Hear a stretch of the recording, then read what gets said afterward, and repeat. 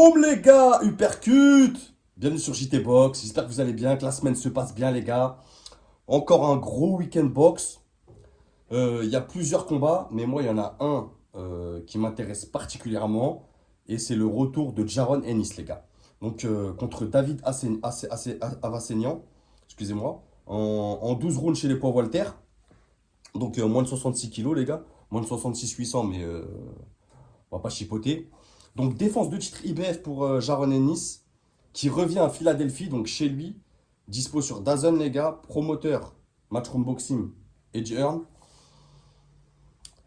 Structure de vidéo les gars, comme d'hab, présentation, palmarès des boxeurs, où ils en sont à l'heure actuelle, leur dernier combat, tout ça. Ensuite on va rentrer, petite partie technique, parce que Jaron Ennis c'est un boxeur qu'on connaît, c'est une méga star quand même de la boxe. Donc, et ensuite prono dans la foulée. Donc petite vidéo de 10 minutes, tranquille. Donc, Jaron Ennis, les gars, ça me fait plaisir. Moi, j'aime bien ce boxeur. Vraiment. Très, très belle intelligence de ring. Très technique.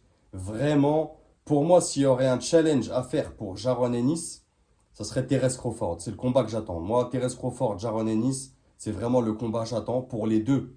Que ce soit pour Crawford ou pour Ennis. Je pense que les deux, ils peuvent se gêner. Et je pense que ça peut être vraiment un combat intéressant. Mis à part, mis à part ces deux-là. Crawford qui va prendre Madrimov.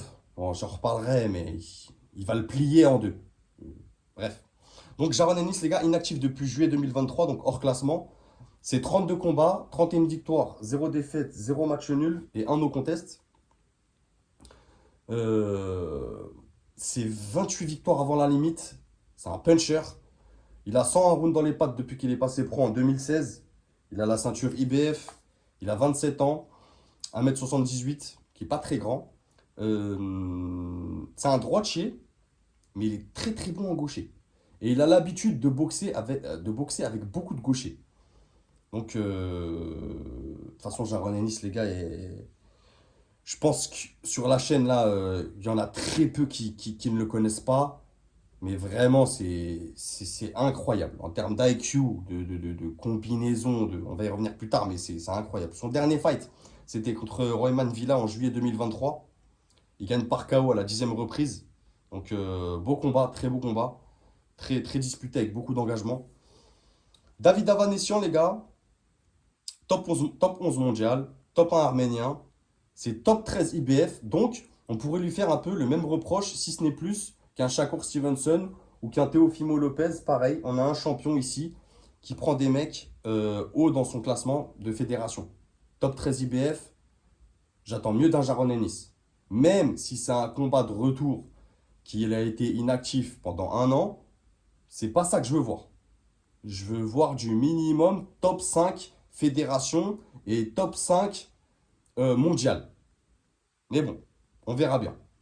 Donc 35 combats, 30 victoires, 4 défaites, un match nul.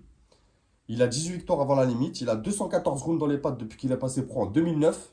Donc ça commence à dater. 35 ans les gars. Chez les poids Walter. Donc il est plus sur une fin de carrière. Droitier, 1m73, un peu plus petit. Donc l'allonge va être pour Ennis. Son dernier fight, c'était en décembre 2023. Il gagne au 4e round par abandon contre Serge Ambomo. Voilà, c'est un combat. Bon, si tu veux aller, si tu connais pas David Avanesyan, tu peux aller voir ce combat. Mais bon, il y a des combats meilleurs qu'il a fait. Notamment, je vous ai dit qu'il avait 4 défaites. Il a 2 défaites intéressantes. Une contre Terence Crawford en 2022. Il se prend un KO au 6e round. Un KO de souvenir, si je me rappelle bien, les gars. Je crois que c'est un gauche-droite en ligne. Après un gros travail sur le 3, 4, 5 de Crawford qu'il travaille vraiment. Et je me rappelle, je crois que c'est un gauche-droite en ligne ou une droite sec comme ça qui arrive. Ça, c'était en 2022, les gars. Et ensuite, un combat intéressant à relever, c'est une défaite contre Cavalioscas en 2018. Il prend TKO à la 6e. C'est intéressant, Cavalioscas, d'en parler parce que c'est le prochain adversaire de Souleymane Sissoko, les gars. Donc voilà, profil intéressant. Donc 2 défaites, enfin 2 défaites, 4 défaites, mais 2 défaites contre des clients quand même. On va pas se mentir. Ensuite, qu'est-ce que je peux dire sur la partie technique pour Avanesyan, les gars? Avanesyan, c'est un bon boxeur. C'est une garde haute, un peu, tu vois, c'est une garde haute, mais pas hermétique. Tu vois, il n'a pas la garde ici. Il a plus la garde ici. Il laisse un espace pour voir ce qui se passe. Ça veut dire que les jabs, ils arrivent quand même. Ils rentrent.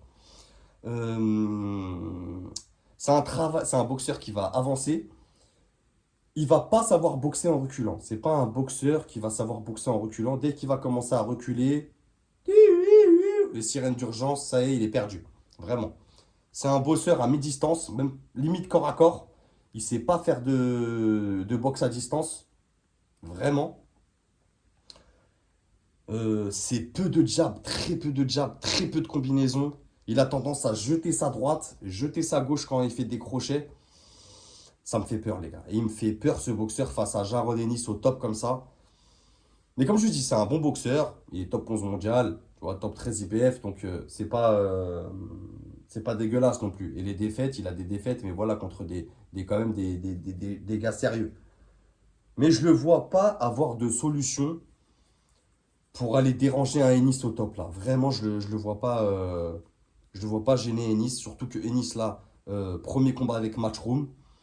Ça fait 1 an qu'il n'est pas monté sur le ring.